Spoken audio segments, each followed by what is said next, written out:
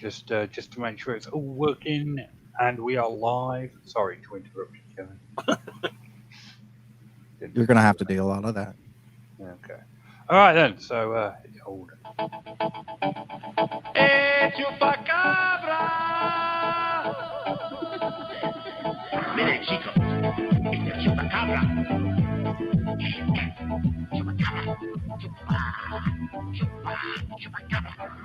Some people say they have seen the chupacabra. After some tequila, he was dancing the lambada.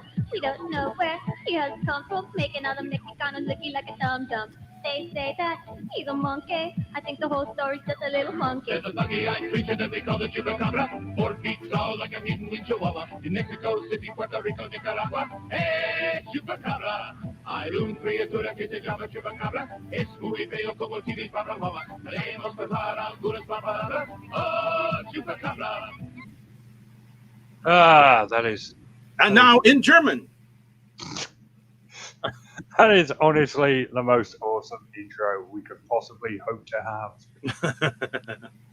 I like it. Yeah, it's really cool. I love the lyrics. It's amazing. We're all huge fans of that. Welcome, ladies and gentlemen, and all who can hear the sound of my voice to the Squatchable podcast, where we take a look at some Bigfoot YouTube videos that we dish up from the dregs of the internet. Joining me, as always, fresh from the slopes of Mount St. Helen, Phil Pullen. Greetings. And joining us, fresh off the set of Jurassic Park, where he spent the last 6 months as a pterodactyl rancher, Kevin Beagle. What about you? The thing that I'm going to say about that is I think I'm going to take a drubbing today, but that's okay. It's all right. We'll just bring it up that one time when you never mentioned it again. If you enjoy Jurassic Park or Power Breakdown, you may enjoy the badly drawn misadventures of 2 Bigfoot. Head on over to Facebook and Bigfoot and with Keith and Colin, where this week I literally do not have a clue what's going to happen. I've spent the last 2 days thinking about it. Got no ideas. I managed to spend this week without drawing Keith and Colin, but next week I'll have to bring them back for something. Inspiration usually occurs to me right in the last 5 minutes when I'm desperate and panicking, so we'll have to hope that happens. Without further ado, I am your host, Richard James Allen, and let's get on with it. Our first story comes from... Don't be a dick. There we go. From the depths. From Altruist. Clever name there. It is a short history of Bigfoot. To delve into, and it is it's a very short history. It's only 10 minutes, but he starts with Jerry Crew, the original journalist. Oh, what am I thinking of? Article where they talk about the Bigfoot impressions in the mud. He goes through the Patterson Gimlin film.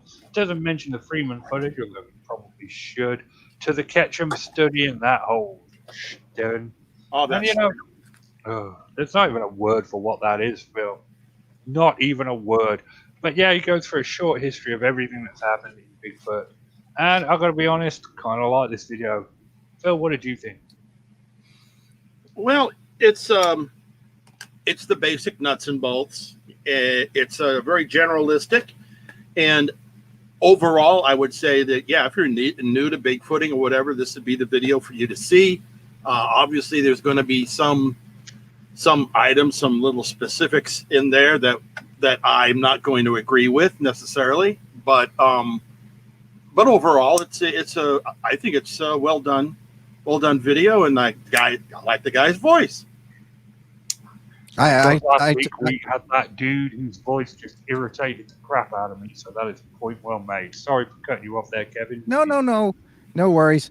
I liked it too. I think the guy's voice is very, very nice. I think what bothered me the most, to be honest with you, because I've got a little bit of ADD, is the fact that it's one picture. You know what I mean? The whole time, and maybe that doesn't bother some people, but I would have liked it if he would have sort of incorporated some different things as far as, maybe some Kevin, you need to relax, man. You need to lay back, close your eyes, have yourself a nice, Jameson's, Yeah.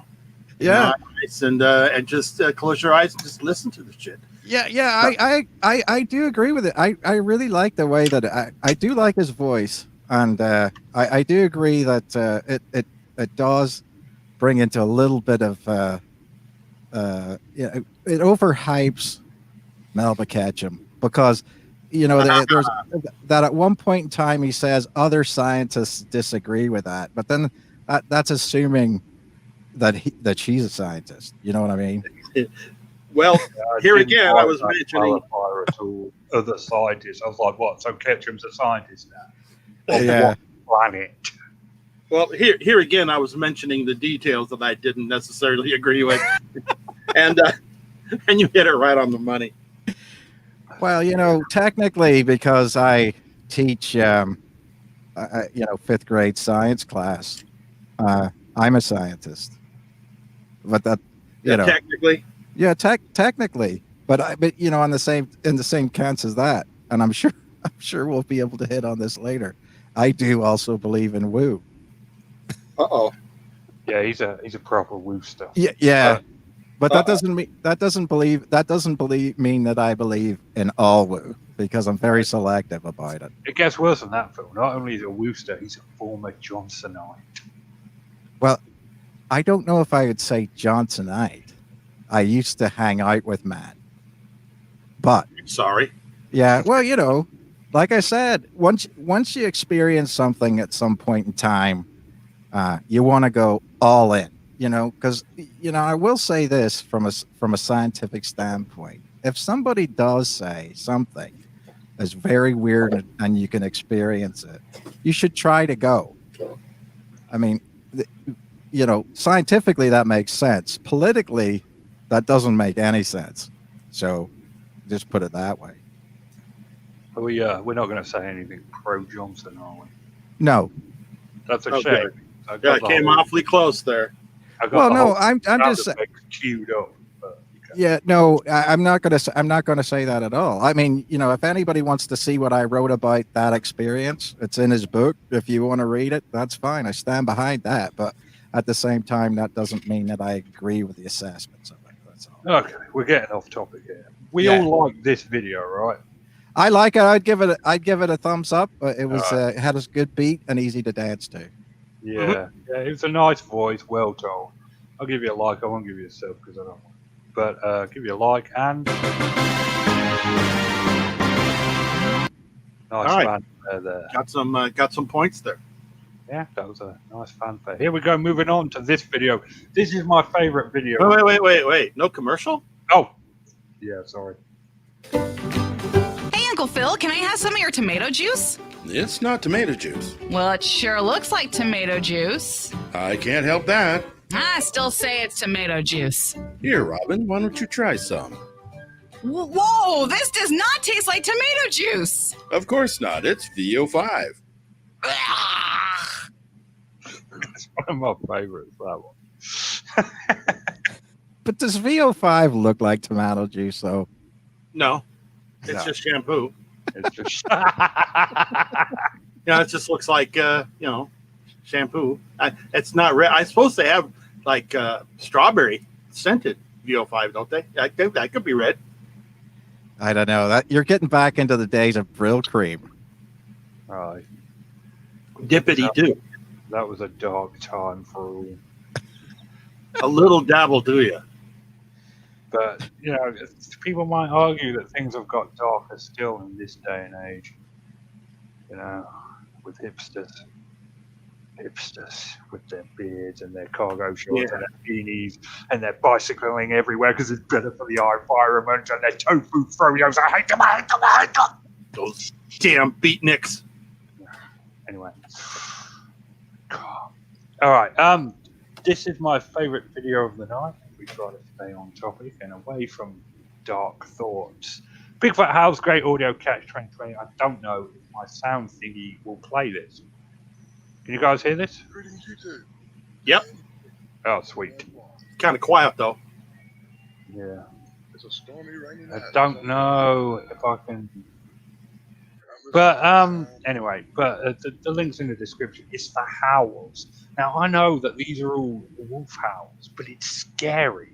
Imagine being there at night, surrounded by wolves howling. It's it's a little creepy, you know. I found this entire video to be scary, but I enjoyed it. I mean, I didn't hear anything that I would personally say could have been Bigfoot, but that's me. Yeah, I tend to agree with you. It was very well. First of all, being an audio person myself, I want to know what kind of microphone this guy has, because either those things were like right on the other side of that bush, or he had some sort of setup for that, because it's like the howls were louder than his voice, Yeah. and he's got an awesome voice too. He should be like a radio DJ. But this cat, but I mean, it was creepy. I didn't hear anything other than that, but at the same time, he's in the rain, and it sounds like they're literally right on top of you. So yeah, it was freaky. As much as I tend to not want to agree with Kevin, I happen to agree in this case. Yeah, what happens is at one point, it's like he vocally cues, like, just listen to this. And then there's nothing. And then all of a sudden we hear it, and I'm like, no, wait a minute, man, this is an overdub. Yeah, that's exactly what I thought. And it's like, where did you get, this is like a soundtrack from either some Halloween record or of your tape, not record. Yeah, it's an LP from online somewhere. In fact, I looked around to see Halloween wolves, and I saw a few on there on YouTube that were very similar, that weren't exactly the same. But I'm tending to think, yeah, this is an overdub. He got this somewhere. You mean it wasn't real? No, I don't think so. Well, the video's real. He was standing outside. Oh, Yeah. my heart just shrank 3 sizes. And besides, would you be going clear away from the house? No. Right up to That was my thing. I was like, oh my god, this is scary as hell. Why are you right up to around the woods? mate? He was right there by the woods. I mean, how did he know that there wasn't a pack of wild, wolves right there on the other side of that tree? And he's just walking right up there and going, yeah, you hear that one? Yeah. I'm like, come on, man. I mean, back when I lived in Colorado, we didn't have any wolves living near us, but we had loads of coyotes. And every summer, you'd hear them kicking off down by the creek bed. And even though they were miles away, that was still scary. I can't imagine this being this close to actual wolves and not, shitting a chicken. Yeah. Well, it was interesting. I used to live on a farm not far from here. The coyotes would come out of the hills and surround our house, and it almost wasn't even that loud. So that was the thing that sort of made me sort of question it. Doesn't mean it's not a good video. It doesn't mean that I'm right, but I'm just saying, in the rain, the rain is perfect for conceal and cover. You know what I mean? If you're going to be moving through woods and everything like that, you want to do it in the rain like that. And so that's the thing that threw me off, from my standpoint. But like I said, I'm not an expert, and I don't know the situation behind it. But I would watch the video because I like the video. Yeah, it was spooky. So did we like it or dislike it? I liked it.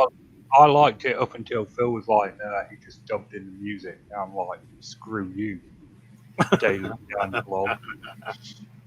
Well, you never know. I mean, you would almost want to check it out and see if that's a pattern or whether, because we like I said, it's all opinion based. We might be wrong, but at the same time, I would almost, there it was interesting that the sign came through and then he said, remember to like and subscribe and share and all that stuff. I mean, like that's an odd thing to do if you've got a live video and you're that sense of awe about something being in the woods and a Bigfoot being there.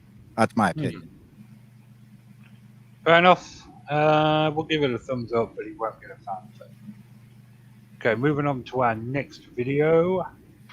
This is your brain. This is drugs.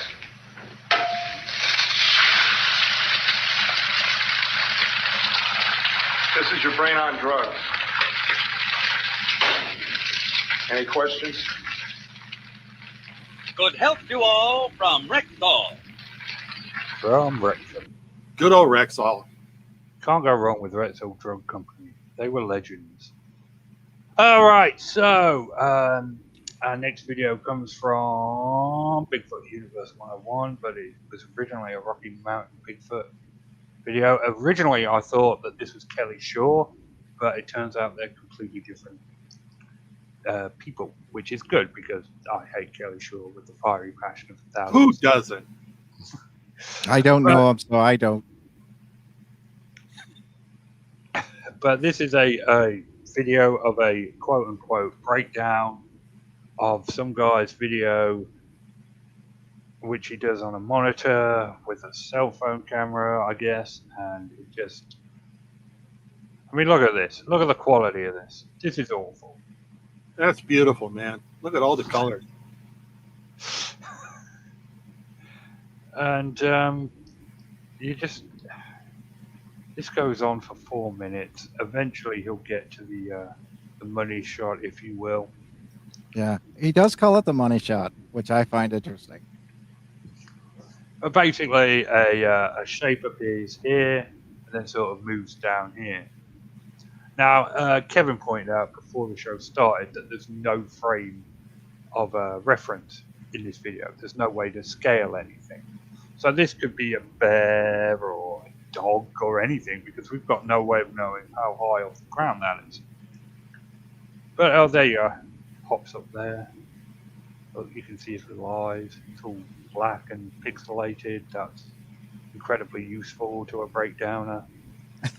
That's what you want. You know, vagueness.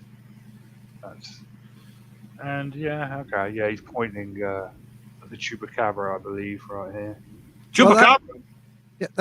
That thing there, Okay. that big shape was what I thought he was talking about at first, and so I thought, okay, well that might make sense, because if you look at the where he's got his finger now, you know, it's on the side of that tree, and it's got a big sort of notch on it. There's a big knot on it, and then he's looking over to the other side, and you've got an aspen tree there, and so, and aspens in Colorado are not that big.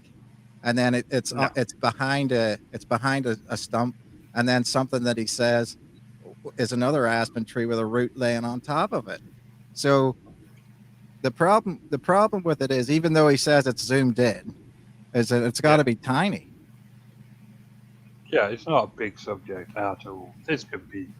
My original thought was a raccoon, but the video quality is so bad you can't see any color definitions on it at all. So I was thinking, yeah, raccoon, or maybe could be the hind haunch of a bear just sticking up from behind the log. I'm gonna go one better for Colorado, Phil, because I used to spend a lot of time in Colorado. I'm gonna go with mink. Mink? I'm gonna say it's a mink. No. Porcupine.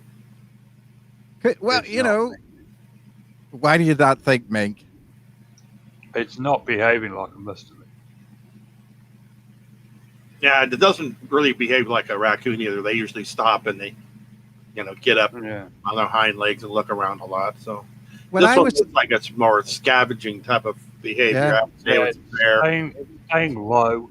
Minks are big predators. I mean, and all mustelids have very little fear.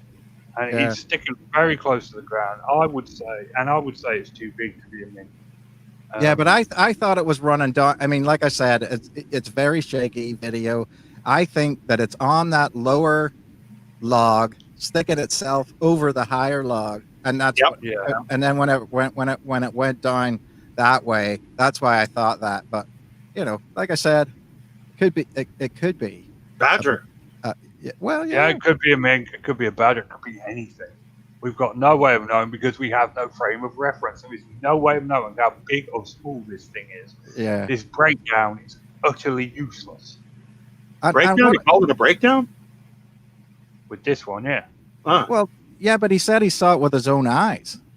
I mean, that's the thing that sort of threw me off. If it was a breakdown of somebody else's video, I could sort of get it.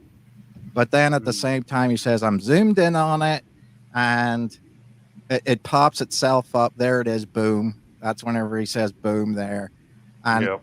I don't know how many frames it actually is in the frame. I mean, is it seconds that you see it? That's the thing that sort of was worrying me. And Well, he said it was a video. Yeah. So he's skipping frames. It looks like he's deliberately picky choosy which frames he wants to show. Yeah. But Only the frames where it actually appears. So he doesn't Right. show you the whole video. Right. Because again, that's one of those things where, I mean, if somebody's going to show me a video, make sure that I see the whole thing up front, with the breakdown that says, okay, here's the video. Now I'm going to slow it down, because I want to hear his reaction, Mm-hmm. and that's one of those things to me. I mean, that makes more, I mean, the initial reaction to it, because it's, you don't know, and I don't know, and nobody knows at this point in time whether he actually saw it at the time or whether he's going through his video and then all of a sudden it appears and then he, that's the problem. No, it's not much of a backstory. Yeah. And I still don't know why he's recording it off of a monitor. I mean, he's got the video. Why not upload the video? There's Right. loads of free software editing out there. Anyway, yeah, I'm going to give this one a thumbs down. Yeah, it's stuck pretty bad. Well, I wasn't a fan. And a boo. Although I do have to give him, major street cred for the 1962 Admiral TV color. Very true, Phil. Very true. Okay, moving on. A commercial. Hey, you, my friend, you unpopular? When you see somebody you know on the street, does he cross over to the other side? Are you unpopular with the ladies? Well, get yourself a bottle of Dr. Kitchener's 89 antiseptics. Then you rinse your mouth with 3 quarts of water every day. Man, he's make your mouth feel so clean and cool. Yeah. That canary's cage. You can depend on any drug product that bears the name Rexall. Okay. It sounds too much like rectal to me. Pretty much the same thing. Yeah, okay. These are the real monsters of America. Rexall Drug Company were evil, like worse than Hitler.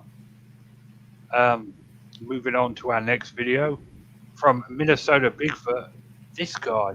I got some Tim Fasano transfers off this guy. He's very opinionated, very loud, telling us what to do. And he shows us thermal footage of what is clearly a bear. And he tells us a story that we first covered on the very first episode of Squatchable, which was that little dude that went missing in the woods and said that a bear took care of him, and people were wondering whether or not he meant Bigfoot. But he gets a bit wooey towards the end, that's the problem. Well, he just makes it like towards the end. You said he gets a little wooey, and he treats it as if it's all just common knowledge fact. That's the thing that bothered me. I mean, it doesn't go into it like some believe this or it's a theory that, and I'm not here to question it. He's just going, this is this way, like it's like we're supposed to just accept it. And the guy's very basic in the way he delivers things. I mean, I don't know, 5th grade education. I'm just guessing. I'm not really trying to bash the guy, but he's a very earthy individual. Here's the video that shows the bear cub coming down the tree. I mean, it was very clearly a bear. Let's not mince words. Yeah. And, some reason, I just got Tim Fasano vibes on it. You don't think that's a raccoon? No, it's a bear. Well, I was going to say raccoon, but I don't see a tail. Oh yeah, right. Yeah, I agree with you. Well, he's an interesting cat.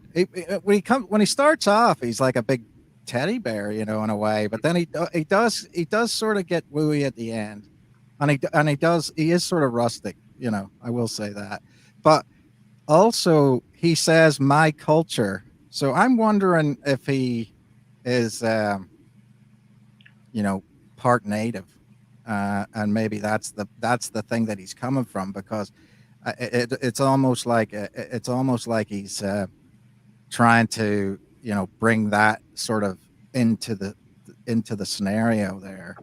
But natives are not a monolith either, and they don't necessarily believe in one thing or the other, in my experience. But it's an interesting thing. But the story about it was, the whole gist of it is that he found this story about this person in Idaho who's talking about these 60 different encounters, and then he sort of shows a video from not Idaho and talks about something in North Carolina that's not in Idaho. So right. I don't quite understand where he was going with it. There is some weird things about the video that makes it sort of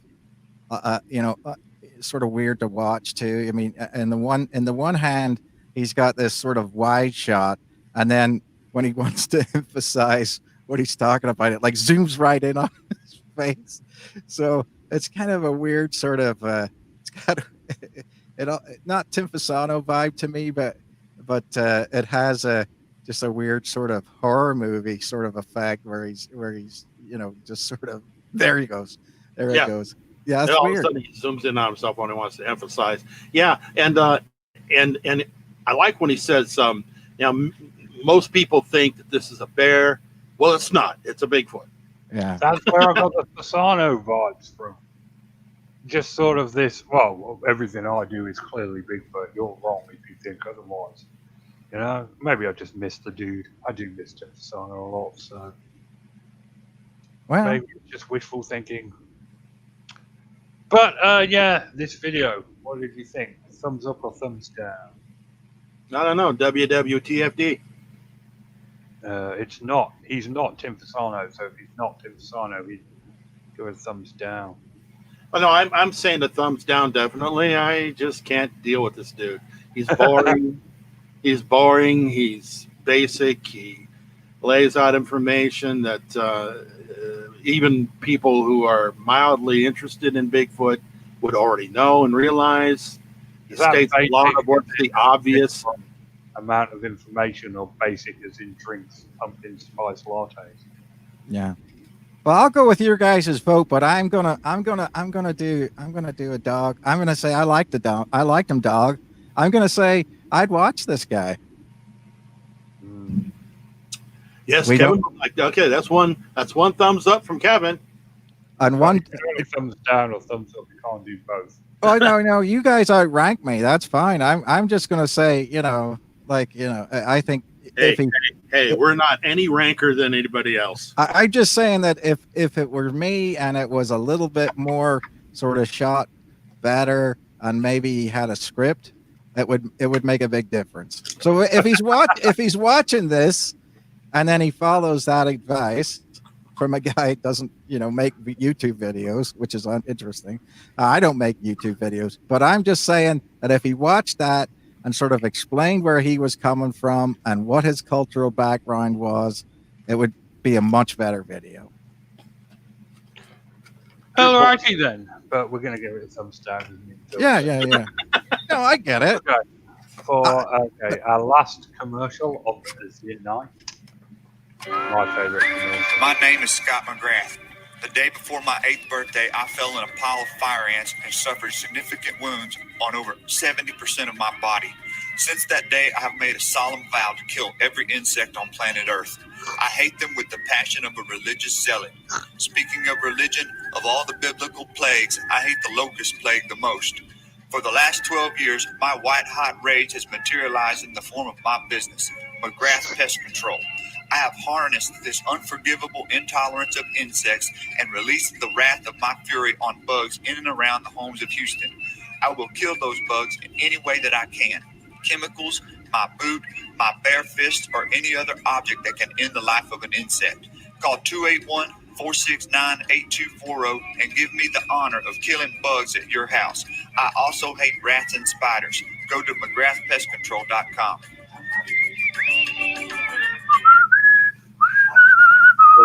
I love that one. My favorite one. Okay, so for this final video. Oh man, I hate this guy. You know, the thing about him is he's so snooty sounding, you know. You're interrupting the intro. Some say that he once killed 4 birds with 1 stone, and that his beard is the 8th and 9th wonder of the world.